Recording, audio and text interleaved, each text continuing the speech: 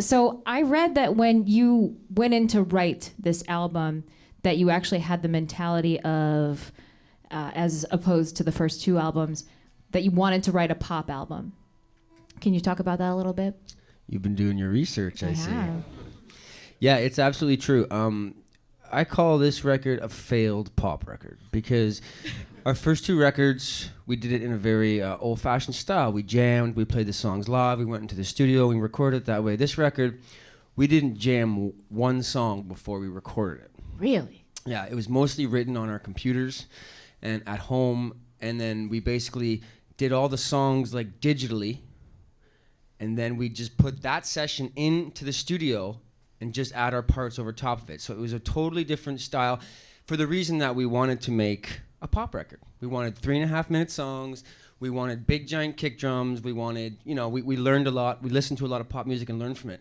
And then once we got in there, the Strumbellas kind of infected it. So for me, it turned out to be a folk record. But it was supposed to be a pop record. So it's a failed pop record. Whatever happened, thank God it happened, because it's amazing. Thank you. Can I ask why you wanted to make a pop album in the first place? We just found ourselves last year just listening to a lot of pop music. A bunch of people in the band got into Taylor Swift's 1989, and no, really, for real. And as John rips open his denim shirt to reveal a Taylor Swift signed Oh my God, t-shirt. I wish I had a Taylor he Swift might be shirt. the biggest fan Yeah, of hers. yeah. actually. John and Jeremy would be like in the front seat of our van, and we'd be driving wherever on tour, and they would just scan, like Taylor Swift would play, and then they'd scan radio stations until they found her again. Which is wow. actually kind of pretty easy to do because she's everywhere. Well, that and Meghan Trainor's all about that bass. Yeah, that doing too. all the Yeah. songs. Yeah. I was a Miley fan, so I would always try to compete with these guys and be like, come over to my side. Yeah, and then Dave's on Team Katy Perry. Yeah. Okay, wow. So we're very divisive. I actually heard that the biggest thing that you guys fight about is music, and I understand now. Oh, yeah. So there's no metal fans in the whole band? Nobody's Well- like, come on, Lamb of God, please. Well, that's why I think my Jared. love of Taylor Swift was so weird, because I had previously mostly played like hard metal, rock kind of yeah. stuff. Yeah. Hey, you can come back, dude. It's fine. Anytime. He's still. It's not like we listen exclusively to pop music. But, Okay. What else do you like?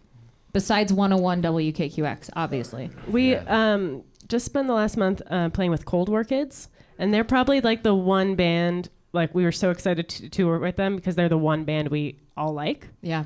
We're like, okay, we can agree on this. So that You was can all super rally fun. on Cold War Kids. Yeah. Makes sense. Yeah, where normally like Daryl will play a record in the band. I'll be like, "What is this? It stinks." But Cold War Kids, like we actually all like them. They're pretty good. Those guys are pretty good. Yeah, they're good. Has there ever been a point where it got out of hand with the fighting about the music? Let's not talk about it. Okay. Let's just say This is pretty sensitive. maybe or maybe not. There was some tears shed during the record, and I will not say who. Okay. But yeah, it got pretty heated. This was a hard record to make. We weren't getting along very well. We did it in a tiny little basement in Toronto.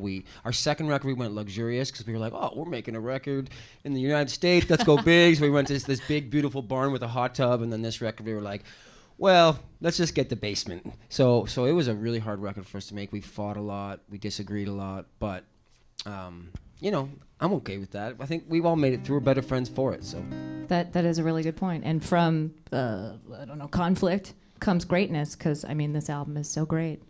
thank you. Thank you. Besides the one thing I have an issue with, which the artwork is beautiful.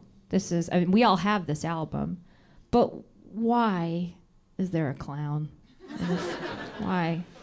Well, that predated the whole clown thing. Like, we couldn't have predicted it. I'm sorry. The clowns have been around since, I don't even know. Well, yeah, but the whole, like, whatever's happening with the scariness. Something horrible is thing. happening now, yes. Yeah. But Yeah. still, is this a friend of yours? Why did he have to be on there? Is he in the liner credits? That's my only issue. That's a good question. So maybe for the reissue, you just skip the clown. reprint it and just Yeah. black that out.